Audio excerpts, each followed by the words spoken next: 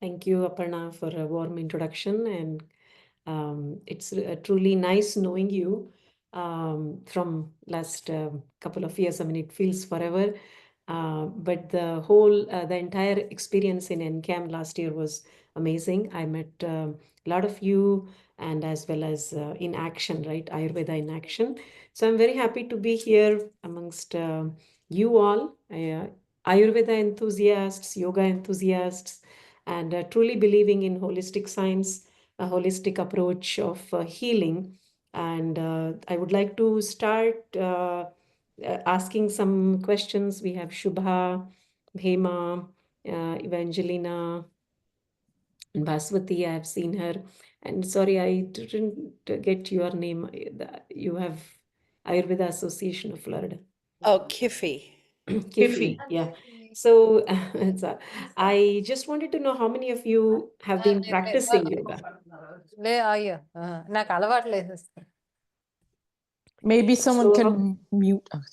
yeah. So how many of you have been practicing yoga, and what style of yoga? Yes, yeah. What style? Hatha yoga. Hatha yoga.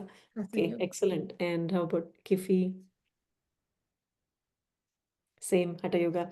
Yeah, that is the any asana poses, any movements that we do, typically it is from Hatha yoga. So Hatha yoga Pradipika is a very big text, and then most of the poses are derived from that text, and then everything is like, there is a formation. There is some schools have 20 poses, some schools have different style, 24 poses and things like that, right? But mainly the whole idea comes from Hatha Yoga. So I would like to start the session with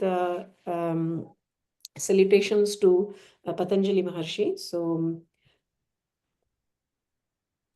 Yogena Chittasya Padena Vacham Malam Sharirasya Cha Vaidyakena Yopakarottam Pravaram Muninam Patanjalim Pranjaliranatosmi.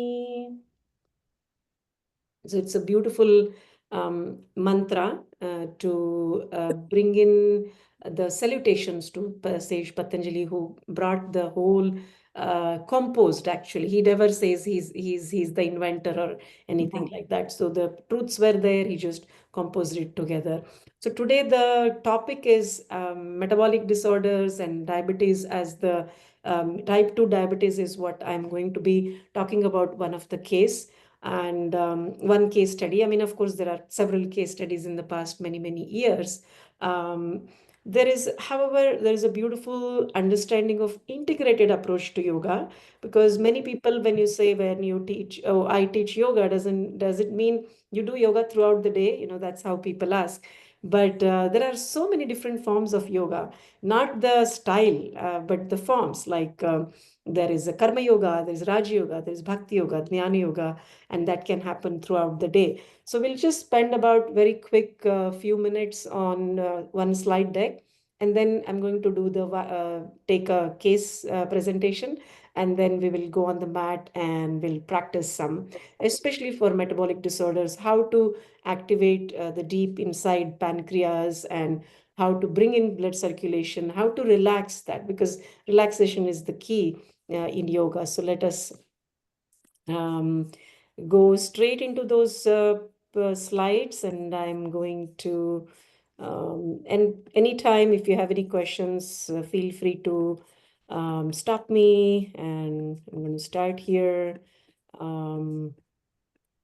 with the initial slide deck. So integrated approach to yoga therapy, how do we do, right? Because that's the main question that people ask. What is it, just the combination of asanas that you do, or what is the approach? So this is the school of yoga, the style, if I may. I mean, it is holistic Ashtanga yoga. That's the style. And we believe in evidence-based integrated approach. So what is that integration will quickly look into that. What is yoga? Concept of health, stress and its effects. Many of it might be very familiar because many of you, or all of you, are Ayurveda practitioners or yoga practitioners, so you have an idea, but we'll just do a like a crash understanding. So this is the health. This is something which every time I speak and I see, it feels really good about having the spiritual component into health. So in order to see a disease, we want to know what is the baseline. So health is the baseline. And what is health? They define it by adding spiritual component as well.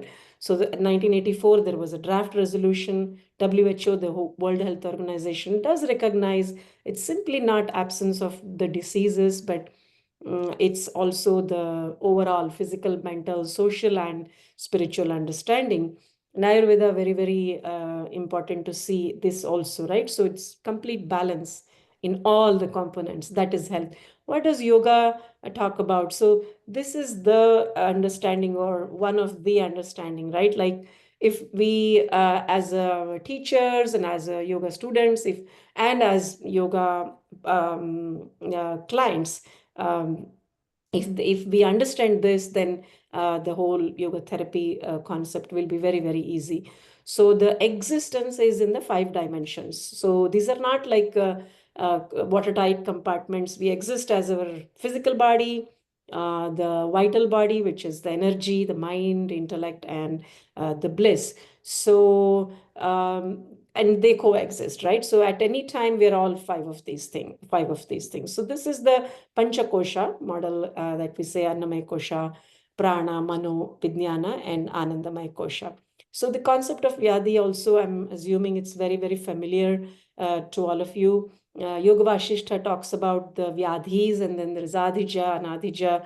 So there's mostly the external factors are very, very minimal, right? So we focus on the Adhija much more, and then there is Sara Samanya and all of that. But understanding stress, understanding Vyadhi and Swastha helps us understand the concept of disease, and then helps us to go back to the health that we are talking about.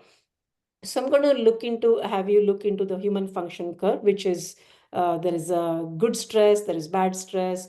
Of course, complete health is what we aspire. But what happens is there is always this imbalance that's going on, right? So complete health is a dynamic balance. So there's always this dynamic balance. So it's not like I'm completely healthy from now on. It's not like that. So there is always a so what happens when a person goes through stressful situation is you go beyond the comfort zone, and then there is fatigue that kicks in, and then exhaustion that kicks in as well. So here also, I really like this picture when and then there is an article, by the way, to show how the autonomic nervous system has sophistication has taken place from the millennia, from the caveman, so that we are able to survive. So sympathetic response is a survival mode, which is fight or flight, which is really good. If we don't have, then we probably will be non-existent, right? So, but at the same time, the parasympathetic response also is there as a part of our nervous system, so that we come out of it. So this is a beautiful balance here, and that picture is just simply showing that the a lion encounter is a very classic picture there to show. So during stress, sympathetic response helps us produce all the hormones and into the bloodstream, so that we fight or flight is running away, right? So either you fight or run away. And then when you come out of it, the other good side of it comes up, and then it helps us restore. Again, this is the dynamic balance we were talking about. Homeostasis is there in the body. Like we have that sympathetic, parasympathetic balance. And then another sympathetic, it's like a sine wave. I'm also by training in India, I'm also a electronics engineer. So I really like that sine wave up and down going, and then there is a balance in between. But there is always like, there is up or down. So you just hit that balance at here and there. So we're talking about the now that's the balance, but there is out of balance due to chronic stress. So day and night, is it modern concept? And we kind of looked at the Yoga Vashishta and we saw that the Vyadhi was already there, which is a 5,000-year-old text. It's really not a modern concept. And during the stress situation, there are many stressors, and somebody is stressed because there are stressors. So many, some of the examples are given here.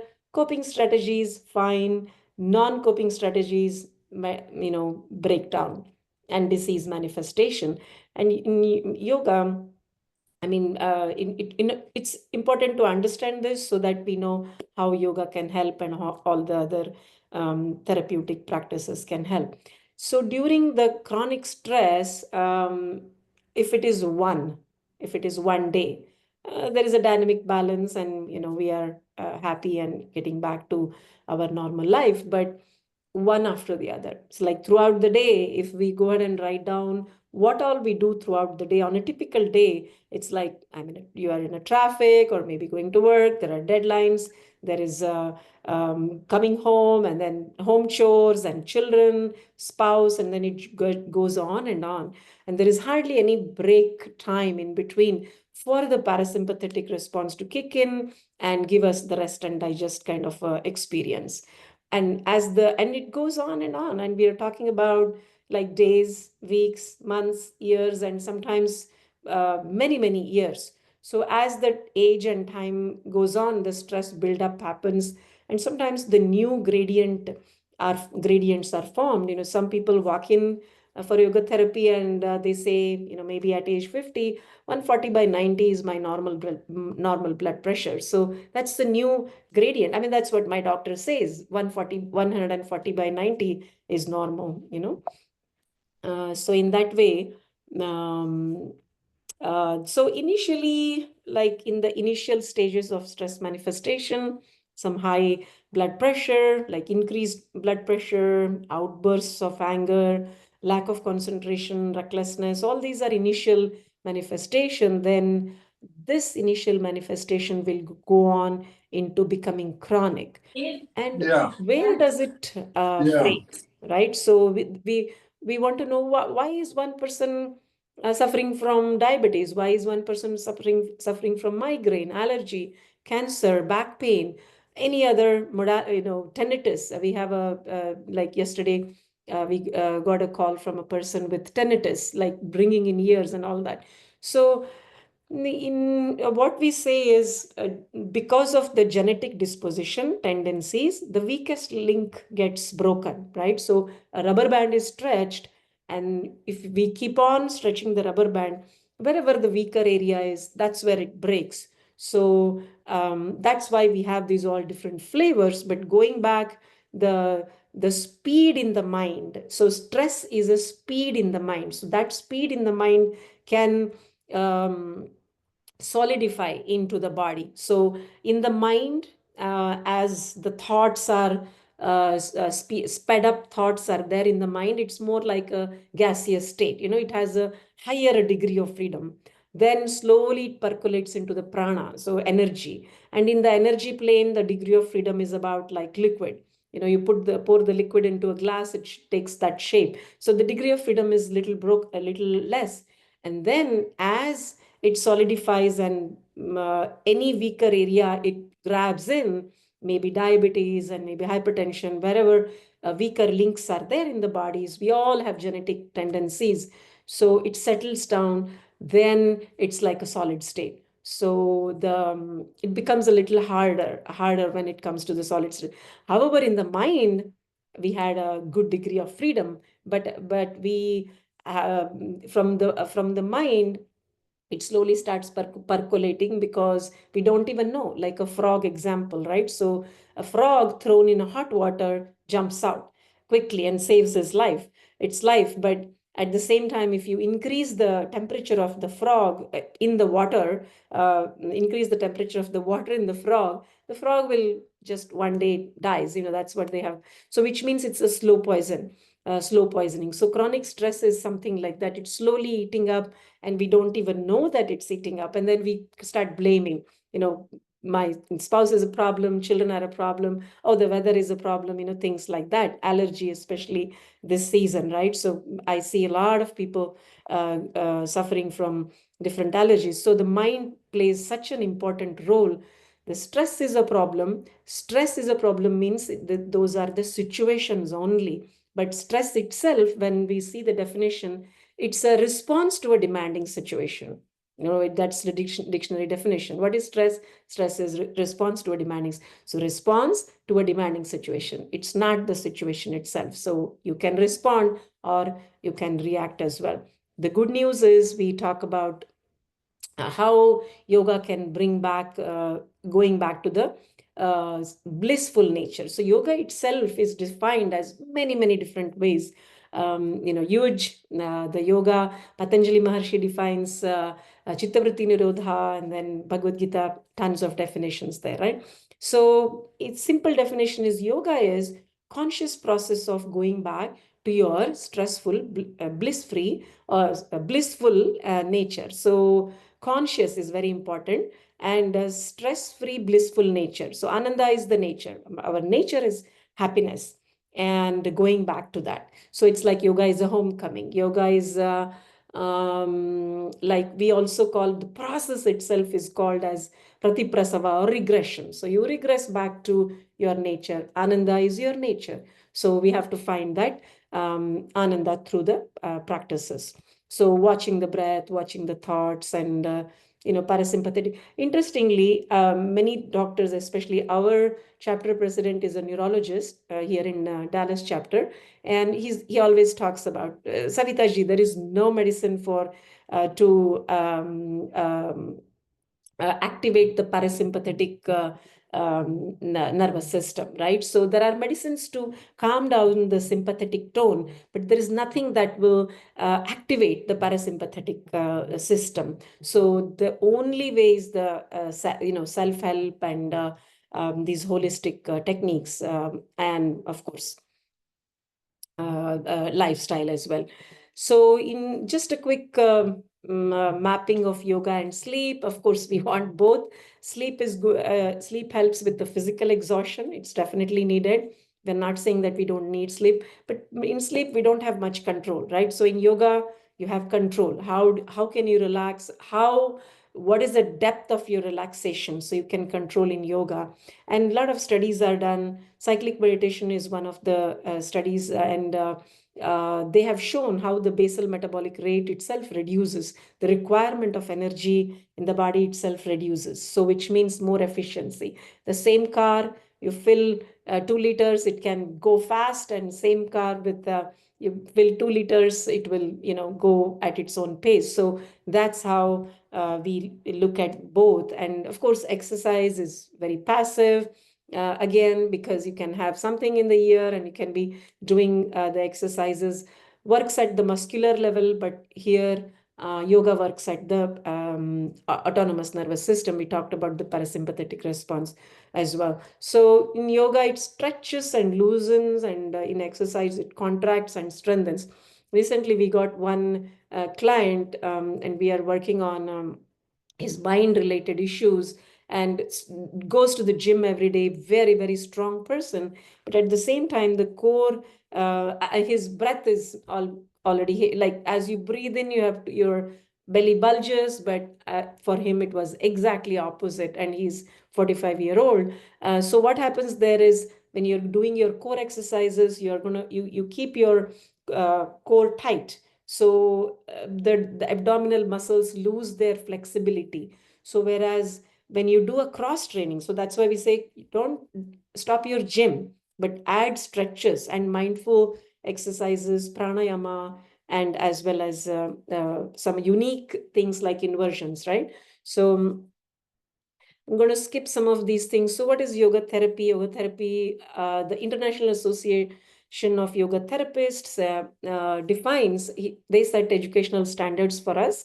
And they define the process of empowering individuals to progress towards improved health and well-being through application of the teachings and practices of yoga. So those are, it's very important that we are highlighting the teachings, because it's not just the physical practices that will heal you. If we remember, we are 5-sheath model, right? So we are a model with 5 sheaths. So if we are healing only one sheath, what about the other 4 sheaths? So that's why the teaching, especially for the mind and the intellect, it's very important. So this is a quick snapshot of what we do in a yoga therapy. Of course, there is a consultation that happens for a couple of hours to know everything about their sleep, the food habits, stressors, all of those things. And then we prepare a very personalized module for them based on these Panchakosha model again. So physical asanas, kriyas, bandhas, all of that. Pranamaya kosha, pranayama practices. Manomaya kosha, the mind level, healing, meditation techniques, karma yoga, serving. So when we serve without any expectation, that restless energy in the mind or in the physical body, that because mind is just it's everywhere. So somebody asked, where is the mind? Mind is in every cell, right? So we have to take care of every cell in our body, so that energy is drained. So karma yoga is very, very important. Vijnanamaya kosha, the intellect sheath healing, happiness analysis. Is that material that is giving me happiness, or the happiness is a stuff that is within me? I'm simply touching the happiness through anything that we plan to do, either in the form of food or meeting somebody or going somewhere. So happiness is a sought after, right? We all want happiness. Nobody wants to be sad. So that analyze that happiness, yoga says. So by the way, this whole thing is from Panchakosha Viveka from Taittiriya Upanishad. So they talk about the Panchakosha model is from there, and then they depict it in a very nice, beautiful story format. And one another day we can discuss about that. So then Anandamaya Kosha working to maintain that balance. And also that habituated thought patterns, right? So as simple as, oh, I don't like red color, but I love blue color, right? So these are our notions. I mean, why do you not like red color? It's just there. So that's our tendency, that we just develop them through our different interactions and notions and all of that. So yoga therapy, again, the same definition here. They got repeated. So techniques of yoga therapy: breath coordination, breath coordination, slowing down the breath, awareness. All of these things will lead to slowing down of BMR, improved digestion, cellular oxygenation, because oxygen is available in the bloodstream. Is this particular organ being able to absorb that oxygen? So if that particular organ is relaxed, so if there is an environment for that organ to take the proper oxygen, then that's the model that we want, right? So yoga helps that. It creates an environment inside for whatever healing that you're going through. It may be allopathy, it may be any Ayurveda, it may be any other form of medicine and modality that they're going through. Yoga becomes an active therapy. Active therapy means I have to do it, right? So nobody else is going to be doing anything on me. If I am told to raise the arm, I have to raise the arm.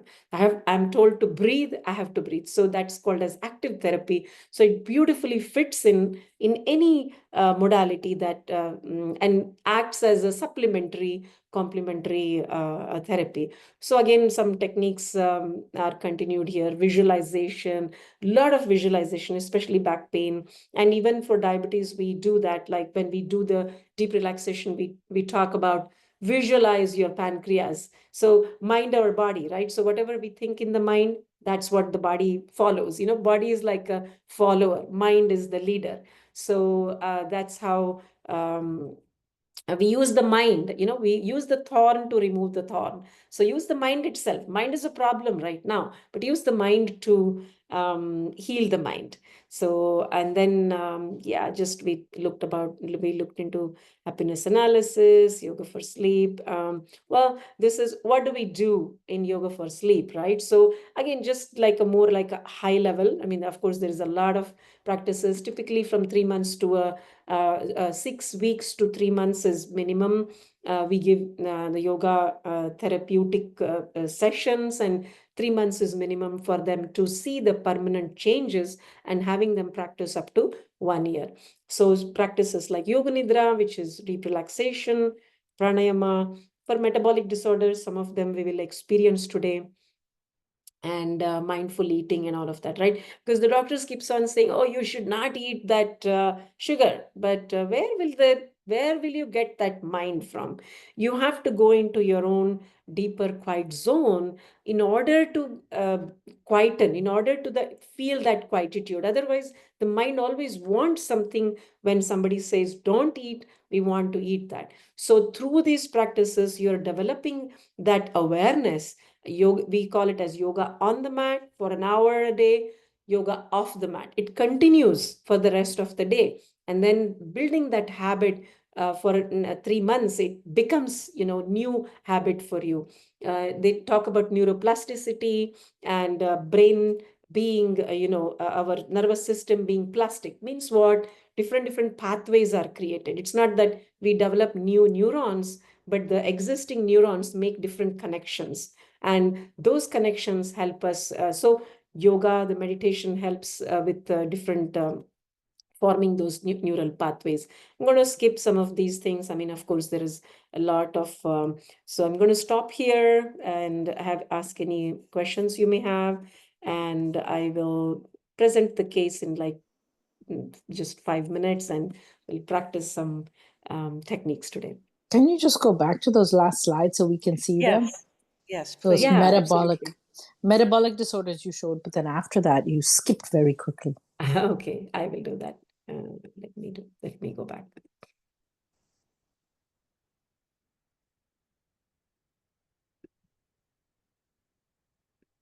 Okay, so I'll go to the upper slide.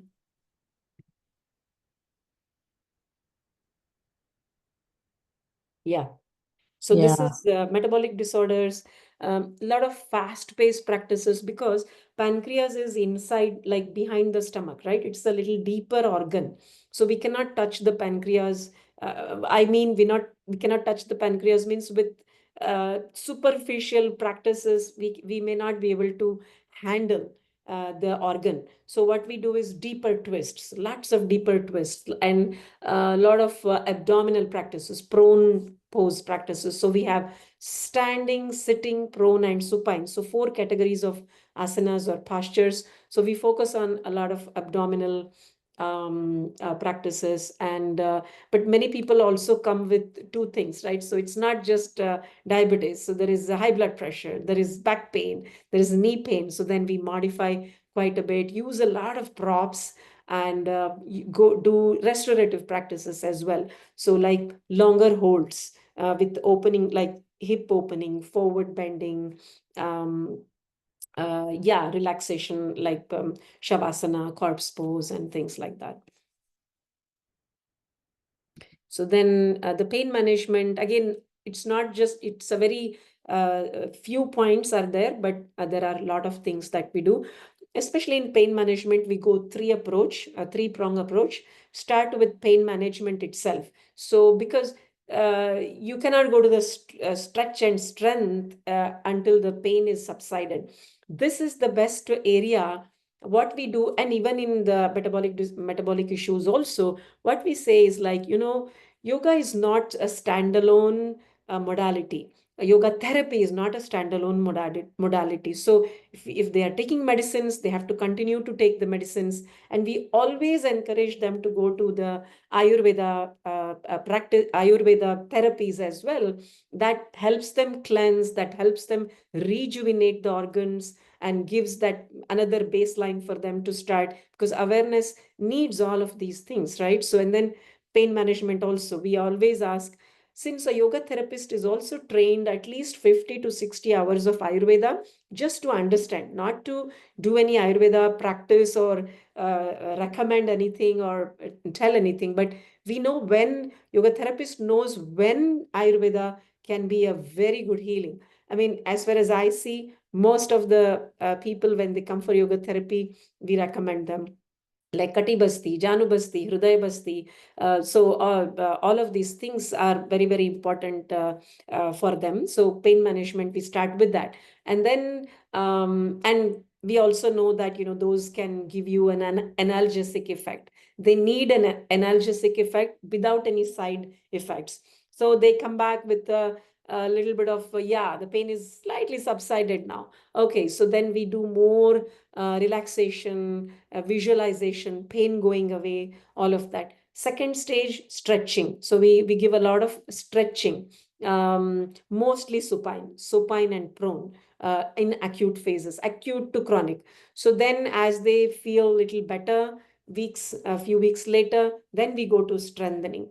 So that's the three-prong approach that we do in pain management. Any pain, typically the back pain. So the number one reason they come to yoga is back pain. That has become so common now. Allergies and asthma. There are some techniques called as chair breathing for, mainly it's like it's the asthma is a problem with the parasympathetic response. It is not a sympathetic tone being high. They are not able to relax. So their exhalation. So the parasympathetic response is messed up. So because of many reasons, right? So we also have some reasons, yes, genetic, but lot of emotional sensitivities.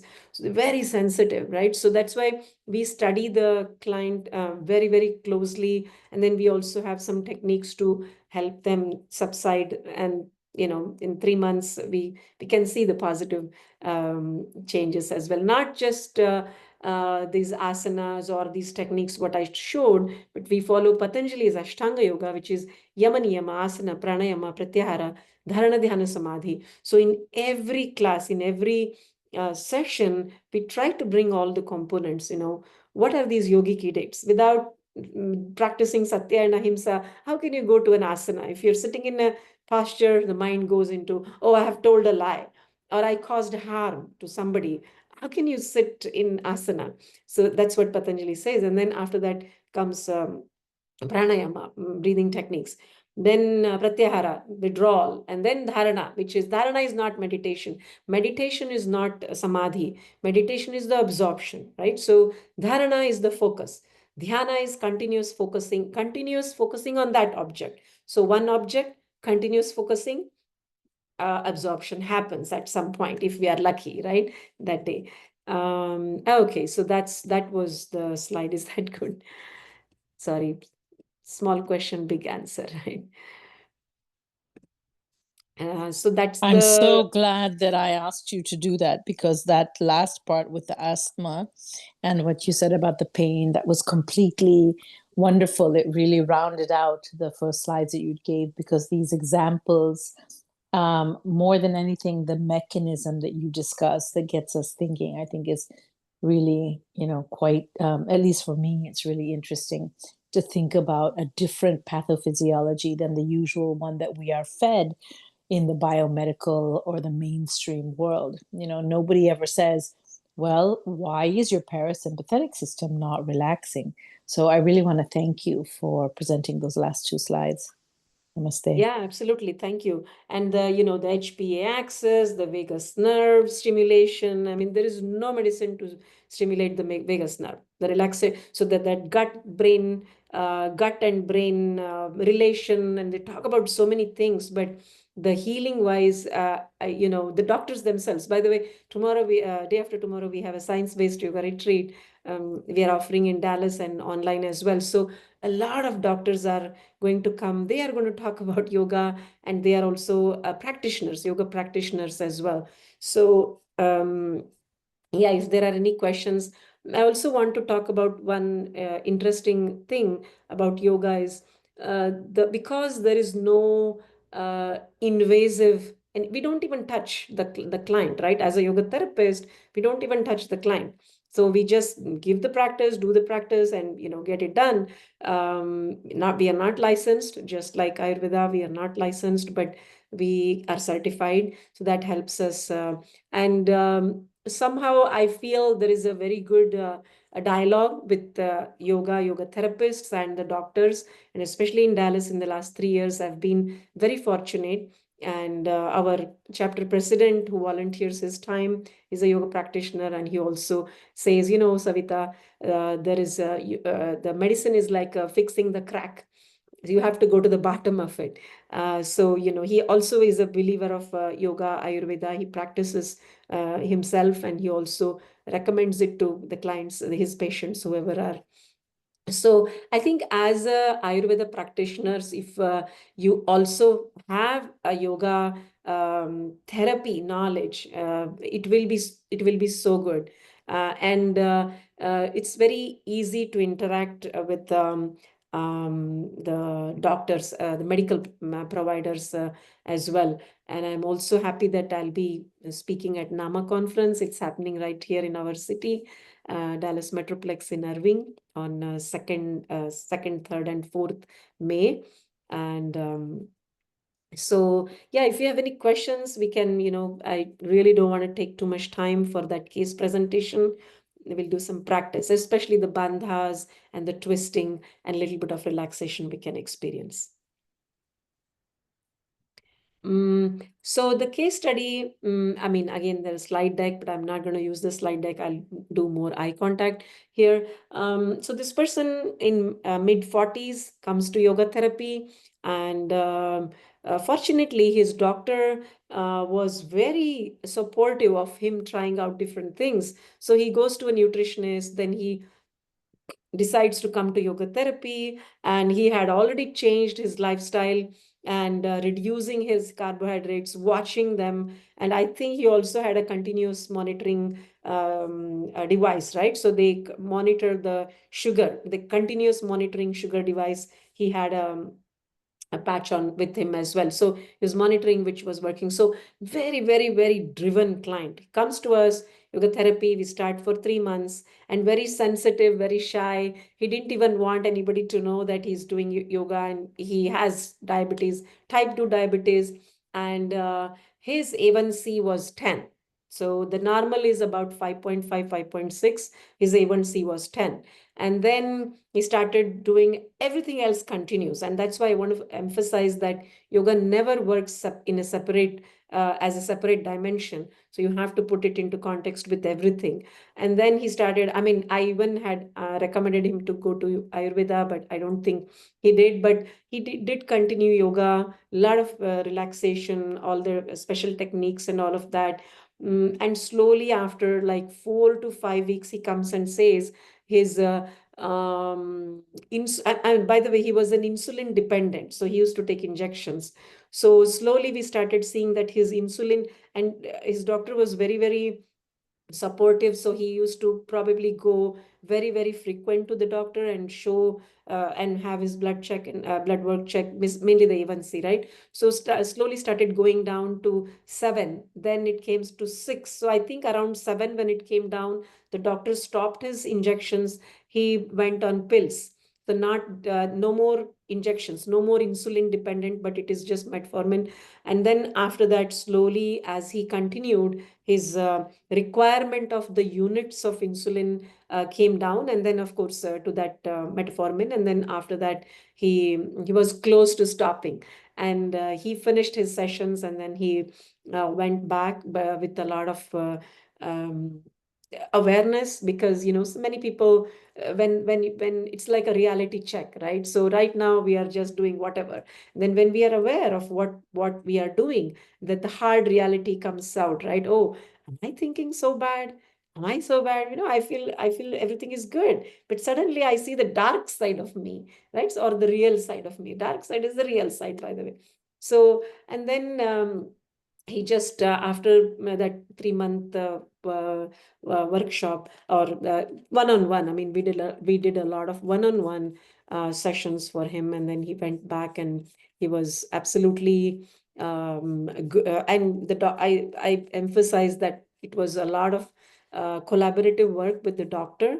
And we also do some parameters. Just allow me to show these one. It's like visual is really good, right? So, oops, when we see it visually, it has more. So what did we do? This is very quick. So case intake, and then we changed the name and age 49. He also has secondary issues, high cholesterol, personality, perfection and all of that, sensitive, gets hurt easily. And then stressors, I mean, he said there are no stressors. One of the parent has diabetes, very strong, the genetic component is there. Sleep quality, therapist observation, this is what we observe, right? Very emotional, shy, and insulin dependent. So then he goes to, so just defining diabetes, which I'm going to skip. And yoga, of course, hatha yoga, he had done some before, and these were all his medicines to begin with. And we started with 6 weeks. Actually, we continued 6 more weeks, which is not there here, but we started with a very, we call it as intensive therapy, which means like 2 to 3 classes per week we do. And uh, so what were the teachings of yoga that we utilized, right? So that's what we include over here. The kartum akartum anyatha kartum samartha is the one, like, to do, not to do, or to do it differently. So those were the things that was discussed. It's not just a packed yoga session. So there is a 1.5 hours of yoga therapy will comprise of about 20 minutes of the yogic coaching or counseling, and the rest of the things are a combination of all these things. Daily practice routine, all of these things were given, and we do, like, pretty much every couple of days we do send them a text or give a call. Hey, are you practicing? Is there anything I can help? Can I make it like 10 minutes module for you? 10 minutes, 10 minutes, 10 minutes, 3 times a day, or you have 45 minutes. So there's a lot of things that we do with them. So these are some of the parameters. So Brahmari is the exhalation. So how long can you exhale? We measure them in seconds. From, it was 17 seconds to start with. It was very good for him already. But it went up to 25 seconds after the 6 week module. This was a 6 week module. Sit and reach measurement, flexibility increased from the knees to the toes. If you sit and bend forward, only knees. That's all he was touching. But now he reached the toes. So it's not just physical flexibility, it's the mind also, right? The more we are open, the more we are able to, the body opens also, right? The more constricted, oh, I don't like this, the body stiffens. So that's what we also saw in him. And you can see the units that I was talking about. So it in like the numbers came down with 6 weeks. His insulin requirements came down, and doctor is willing to take him out of the insulin injection. So that was 2024, by the way. And then some subjective parameters are the knee pain that we talked about. And he came to the, so like, his doctor was very supportive. I just wrote, like, after a midway follow-up, what did we, so he continues to his practices. So some visual that we were able to see. So very powerful, and I really love what I do, because it is and we also work with the whole system, right? I wish a client walks in, and then there is Ayurveda here, there is a homeopathy here, there is a Chinese medicine here, there is a allopathy medicine, there is a yoga therapist, and, hydrotherapy, I don't know, naturopathy. So why can't we work, all of us together? I really feel that way. And some places have done that, like S. Vyasa University in Bangalore, they have done that kind of a integrative therapy model, where there is a doctor who is a MD and all of that, and believes and practices and all that, and she or he, that person knows where to send. So that's the exciting part that we have every day, right? So with that, are you ready to practice, or you have questions?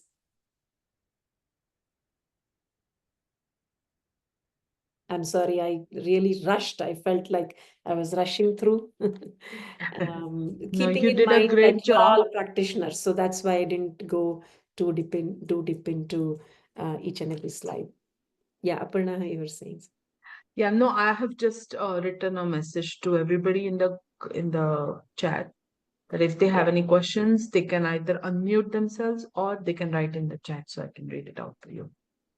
Yeah, But Shubha, that that's was a correct. great, Krishnamacharya great tradition is presentation. also, Vinyasa Krama. They do it as a Vinyasa Krama, right? So that's, we have adopted some of the practices as well, like step-by-step approach, Vinyasa Krama, Krishnamacharya's tradition. So mainly, at least the list that that I wanted to do is focus on the twisting for all of us as well. Twisting routine. So yeah, the typical routine, I would start with Kapalabhati, and let us do some at least Kapalabhati and Kriyas, Agnisara Kriya, Bandha, Uddiyana Bandha, Agnisara Kriya. So I would start with that. This is like a must for them. And then we do focus on dynamic practices, Surya Namaskar, Vinyasa style, Vinyasa, Surya Namaskar. Then subtle practices, subtle joints and muscles, subtle joints and muscles. Then we go into asanas. Asanas are twists, more twists and prone pose. And then lots of relaxation, deep relaxation, or we use visualization technique with, mind sound resonance technique, or nada anusandhana with the akara, ukara, makara chanting. Okay. So with that, let us experience, I mean, at least like, some of you, if you are ready with your mats, we can just do the first Kapalabhati Uddiyana Bandha Agnisara Kriya, and maybe one twist in the next 7 minutes. So let's come to the sitting position. You can sit down on your mats. And you can sit in any comfortable position. I like to sit in Vajrasana. If you can sit in folded legs, go ahead and sit in folded legs like that. Okay, let me go a little bit further. So in Kapalabhati, again, assuming most of you have done, there are some contraindications. Of course, yoga comes with nothing is free, right? So there are contraindications. Women in menstruation, people with back pain, high blood pressure, women in menstruation, no, but high blood pressure, controlled, fine, uncontrolled, it has to be therapeutic, like very less number of rounds, and then back pain, again, acute stage. So we avoid. Now we adopt Brahma Mudra, and thumb inside loose fist, place them at the navel region. So as you breathe in and get ready to breathe out, we do a fast active exhalation, like a bullet stroke. We call them a stroke because it's like a bullet that goes in. So exhale, exhale, exhale, exhale, exhale. Om 1, Om 2, Om 3, Om 4, Om 5, Om 6, Om 7, Om 8, Om 9, Om 10, Om 11, Om 12, Om 13, 14, 15, Om 16, Om 17, Om 18, Om 19, Om 20. Relax. Palms on the thighs. So as you breathe in and breathe out, there is a stage of Kevala Kumbhaka, natural suspension of the breath. And normal breath resumes. So next round, we'll do a little faster. We'll go up to 60 strokes and do it at your own pace. You can go a little faster, or you can go with a medium or slow pace as well.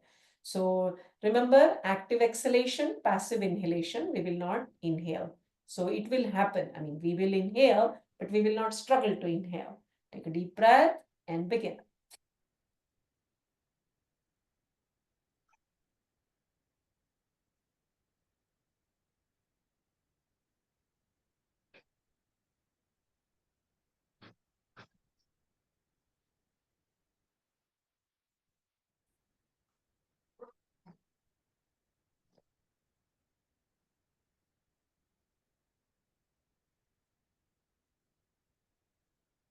And slowly stop the practice. Take a deep breath in and out. Exhale completely. Kevala Kumbhaka. So the therapeutic way of doing the Kapalabhati is, as long as you're doing your strokes, maybe 1 minute or half a minute, take a relaxation. So stop and watch for that same amount of time. So if it's 20 seconds, then we relax for 20 seconds. 1 minute, relax for 1 minute. And then you can go up to 3 to 4 sets. And gently can stop the practice and come up. We'll do the Uddiyana Bandha, Agnisara Kriya. Again, we will attempt. So Uddiyana Bandha is similar contraindications do apply over here, where we do watch for back pain, and of course women in menstruation should not do. So this time we are going to bring in Bahya Kumbhaka. So Kumbhakas are holding, breath holding. Exhale and we hold the breath. So Bahya Kumbhaka. So we're going to you can sit and do as well. So if you want to stand up and do that'll be, I like this way because there is a gravity that is acting and then helping us with the, so you let go of your belly. So concave your spine a little bit and look straight ahead and blow out like a candle blow called Mukhadhauti. So we'll do a Mukhadhauti, exhale and then hold. And while we do that, we suck the belly in all the way up to kind of lock at the close to the throat region. So we suck it in and hold and do the practice. Exhale, pull the stomach muscles in, hold.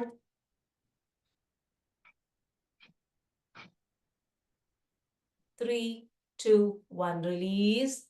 And inhale and exhale, let go. So that helps with the strengthening the abdominal muscles, the core muscles, and at the same time, it does gives a massage to our internal organs. The next one is the Agnisara Kriya. Again, hard to see, but we flap the abdomen. So we exhale, hold the breath, Bahya Kumbhaka, then we flap the belly. Again, hard to see, but once you have awareness in the belly, enough awareness, then this voluntary control of involuntary. This region is not, well, it's not like a limb, right? But we need to move this. So let's see.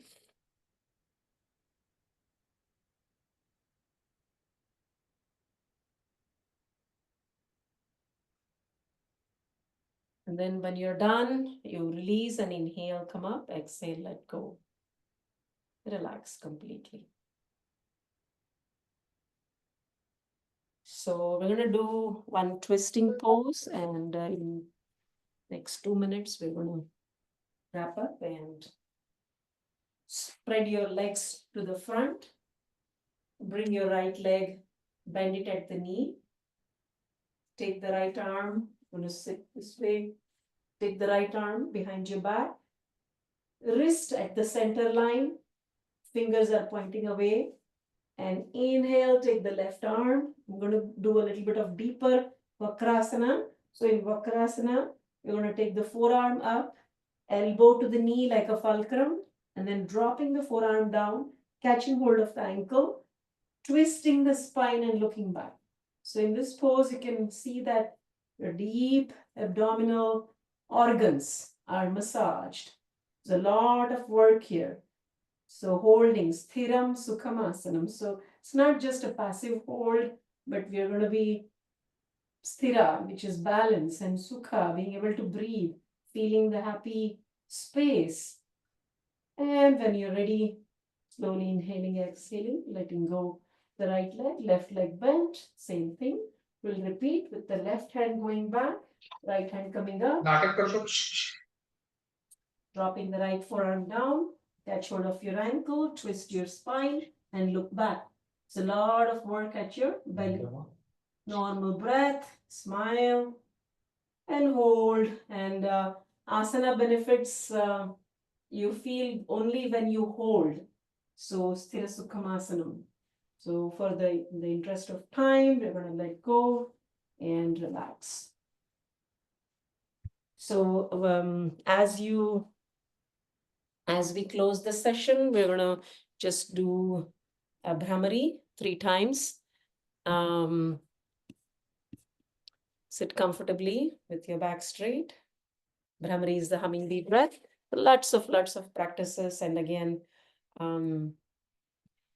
we won't be able to do everything today, but we will have a glimpse of it. Chin Mudra, and tip of the tongue touching the upper palate. Close your eyes, take a deep breath in. High pitch sound, humming bee. Take a deep breath again.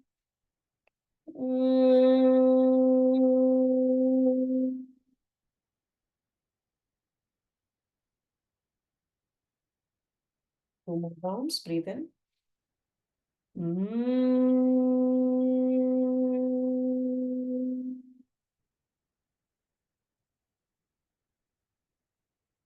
Breathe in.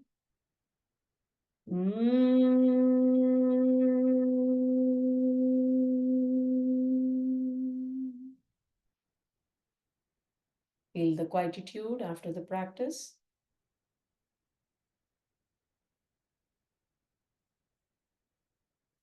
Whenever you're ready, join the hands at the heart center.